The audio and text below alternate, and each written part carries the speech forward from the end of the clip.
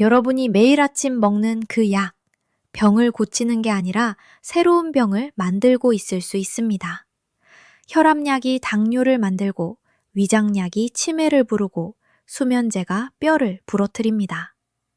한국인이 가장 많이 먹는 약 5가지가 몸속에서 버리는 일을 지금부터 하나씩 보여드리겠습니다.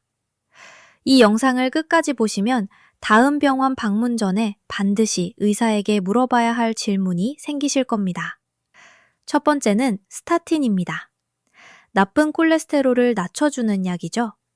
건강검진에서 콜레스테롤 수치가 높다는 얘기 들으시면 거의 자동으로 처방되는 약이에요. 주변에서 드시는 분들 정말 많을 겁니다. 혈관을 수도관이라고 생각해 보세요. 기름때가 점점 쌓이면 물이 안 나오잖아요. 스타틴은 그 기름때를 녹여주는 강력한 세제 같은 약입니다. 실제로 고용량 스타틴은 나쁜 콜레스테롤을 50에서 60%까지 떨어뜨려요. 그 자체로는 대단한 약이 맞습니다.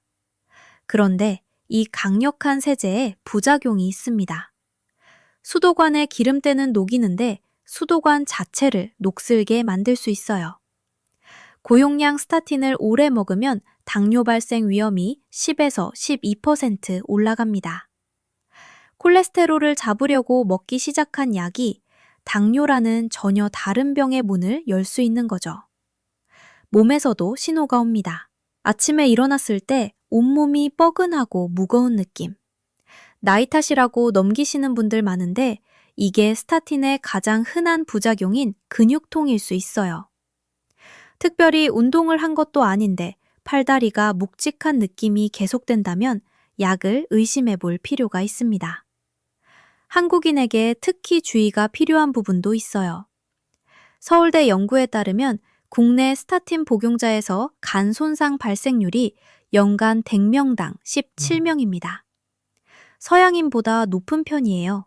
같은 약을 먹어도 한국인의 간이 더 취약할 수 있다는 뜻이죠. 오해하지 마세요.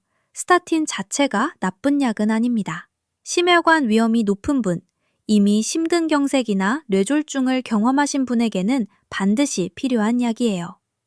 다만 고용량을 몇 년째 먹고 계시면서 별다른 점검 없이 같은 처방이 반복되고 있다면 다음 진료 때 한번 여쭤보세요. 선생님, 용량을 줄일 수 있을까요? 이 한마디가 당뇨를 예방할 수도 있습니다. 그런데 스타틴만이 아닙니다. 혈압약 중에는 아예 영국에서 퇴출당한 종류가 있어요. 두 번째는 혈압약입니다. 혈압약이 다 같은 혈압약이 아니거든요. 종류가 여러 가지인데 그 중에 베타 차단제라는 약이 있습니다. 2005년에 영국에서 아주 대규모 임상시험이 하나 진행됐어요. 아스콧이라는 이름의 연구인데 고혈압 환자 19,257명을 모았습니다. 이 사람들을 두 그룹으로 나눠서 한쪽에는 베타 차단제를, 다른 쪽에는 다른 계열의 혈압약을 줬어요. 원래 5년 넘게 추적 관찰하기로 계획한 실험이었습니다. 그런데 이 실험이 예정보다 일찍 끝납니다. 베타 차단제 그룹에서 뇌졸중이 더 많이 발생했어요. 새로 당뇨가 생긴 사람도 더 많았고 전체 사망률도 높았습니다. 데이터 안전 모니터링 위원회가 판단한 겁니다. 이 실험을 더 계속하면 참가자에게 해가 된다고요. 다른 계열의 혈압약을 쓴 그룹에서는 뇌졸중 발생이 23%, 전체 심혈관 사건이 26% 더 적었거든요. 이건 한 연구만의 이야기가 아닙니다. 이후에 9만 4천여 명을 대상으로 12개 임상시험을 종합 분석한 결과에서도 같은 결론이 나왔어요.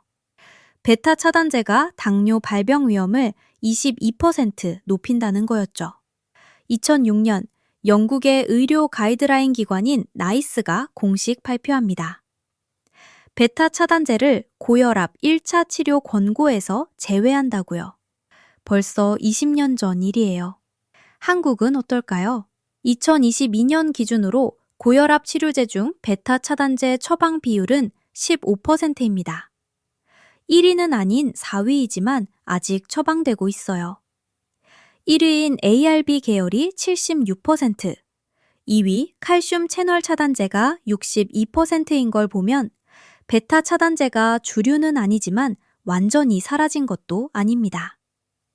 물론 신부전이나 부정맥이 동반된 분에게는 베타 차단제가 꼭 필요한 경우도 있거든요. 모든 베타 차단제 처방이 잘못됐다는 건 아니에요. 한 가지 절대 하시면 안 되는 게 있습니다. 이 영상을 보셨다고 혼자 약을 끊으시면 안 돼요.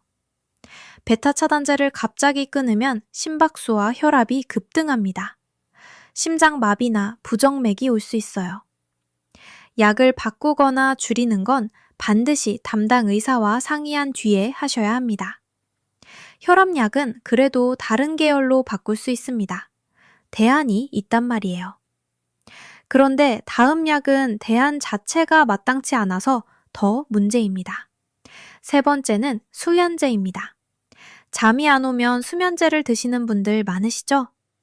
특히 나이가 들면 잠이 얕아지니까 병원에서 수면제를 처방받는 경우가 늘어납니다. 그런데 수면제로 자는 잠은 자연스럽게 드는 잠과 전혀 다릅니다.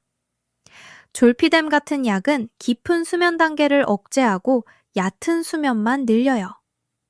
눈은 감기는데 뇌가 제대로 쉬지 못하는 겁니다. 8시간을 자도 개운하지 않은 이유가 여기에 있을 수 있어요. 진짜 위험은 따로 있습니다. 2013년 미국 FDA가 졸피뎀에 대한 긴급 경고를 발표했어요. 약을 먹은 다음 날 아침에도 약 성분이 몸에 남아서 판단력과 균형 감각이 떨어진다는 내용이었습니다. 특히 노인에게서 혈중 농도가 더 높게 유지됐어요. 이게 왜 위험하냐면 넘어지거든요. 졸피뎀 복용자의 고관절 골절 위험은 약 2배입니다. 벤조디아제핀 계열 수면제는 더해요. 낙상과 골절 위험이 2배 이상 올라갑니다. 넘어지는 게 뭐 그렇게 위험한가 싶으시죠? 젊은 사람이야 넘어져도 일어나면 그만이지만 65세가 넘으면 이야기가 완전히 달라집니다. 65세 이상에서 사고로 돌아가시는 원인 1위가 바로 낙상이에요. 교통사고가 아니라 넘어지는 겁니다. 2022년 기준으로 국내 65세 이상 낙상 사망자가 1,802명이에요. 10년 전과 비교하면 거의 2배로 늘었습니다. 고관절이 부러지면 어떻게 되냐면요. 수술을 해도 1년 안에 돌아가시는 비율이 15.8%입니다. 수술을 못하는 상황이면 그 비율이 50%까지 올라가요. 수면제 한 알이 넘어짐으로, 넘어짐이 골절로, 골절이 생사의 문제로 이어질 수 있습니다. 수면제를 처방한 의사도, 약을 먹은 본인도 이 연결고리를 떠올리지 못하는 경우가 많아요. 한국 노인의 수면제 처방률은 OECD 평균의 약 3배예요. 2011년에 비하면 절반 가까이 줄었지만 여전히 OECD 국가 중 최상위 수준입니다. 부모님이 수면제를 드시고 계시다면 어떤 종류의 수면제를 얼마나 오래 드시고 계신지 꼭 한번 확인해 보세요. 벤조디아제핀이라는 이름이 들어있다면 특히 주의가 필요합니다. 약 대신 방법이 있습니다. CBTI라고 하는 건데요. 수면 습관을 교정하는 상담 치료입니다. 잠드는 시간을 조절하고 잠자리 환경을 바꾸고 수면에 대한 불안감을 줄여가는 프로그램이에요. 장기적인 효과에서 현재 나와 있는 모든 수면제보다 낫다는 연구 결과가 있습니다. 부작용도 없고 의존성도 없어요. 담당 의사에게 한번 물어보시는 것을 권합니다. 수면제는 그래도 처방전이 있어야 살 수 있습니다. 그런데 다음 약은 약국에서 바로 살 수 있어요. 네 번째는 진통제입니다. 이부프로펜이나 나프록센이라고 하면 생소할 수 있는데 약국에서 진통제 주세요 하면 나오는 바로 그 약이에요. 두통이 오거나 관절이 쑤시면 별 생각 없이 하나 꺼내 드시는 분들 정말 많으실 겁니다. 처방전도 필요 없으니까요. 70세가 넘으면 신장 기능이 자연스럽게 떨어집니다. 신장은 우리 몸의 정수기 같은 장기예요. 노폐물을 걸러내는 일을 하는데 70세 이상의 절반 정도가 이미 그 능력이 상당히 저하된 상태입니다. 아까 수도관 이야기를 했죠? 신장도 비슷합니다. 이미 녹이 슬기 시작한 수도관에 독한 세제를 들이부으면 어떻게 될까요? 수도관이 버티질 못합니다. 노인이 이 진통제를 복용했을 때 소화관 출혈 위험은 안 먹는 사람의 5.5배입니다. 위장에 구멍이 나는 겁니다. 출혈만이 아니에요. 혈압이 오르고 몸에 수분이 차면서 붓기 시작하고 심부전 위험까지 올라갑니다. 심장 질환이나 고혈압이 있는 분에게는 특히 위험하죠. 그런데 약국에서 처방전 없이 살 수 있다 보니 가볍게 생각하기 쉬워요. 젊었을 때 아무렇지 않게 먹던 습관이 남아있는 거예요. 노인의 신장과 위장, 그리고 심장에는 전혀 가볍지 않은 약입니다. 대안이 있습니다. 아세트아미노펜, 흔히 타이레놀이라고 하는 성분이에요. 소염 효과는 이부프로펜분보다 약하지만 신장과 위장에 대한 부담이 훨씬 적습니다. 65세 이상이라면 하루에 3000mg을 넘기지 않는 선에서 쓸 수 있어요. 물론 이것도 복용 전에 의사나 약사와 상의하시는 게 가장 안전합니다. 마지막 약이 남았습니다. 이 약은 5가지 중에서 가장 오래 먹는 약이에요. 그래서 가장 위험할 수 있습니다. 5번째는 위장약입니다. 위산 억제제라고도 하죠. 역류성 식도염이나 위궤양 때문에 처방받으셔서 벌써 몇 년째 드시는 분들 계실 거예요. 이 약은 원래 4주에서 8주, 많아야 2달 정도 단기간 쓰라고 만든 약입니다. 위궤양이 나을 때까지, 식도염증이 가라앉을 때까지 그 기간만 쓰도록 설계된 거예요. 그런데 현실에서는 수년째 끊지 못하고 드시는 분들이 많습니다. 2013년 미국 의학저널 자마의 연구 결과가 하나 발표됩니다. 이 약을 2년 이상 복용한 사람에게서 비타민 B12 결핍 위험이 65% 증가했어요. 65%면 상당히 높은 수치죠. 고용량으로 먹은 경우에는 그 위험이 95%까지 올라갔습니다. 비타민 B12가 왜 중요하냐면 신경을 보호하는 핵심 영양소거든요.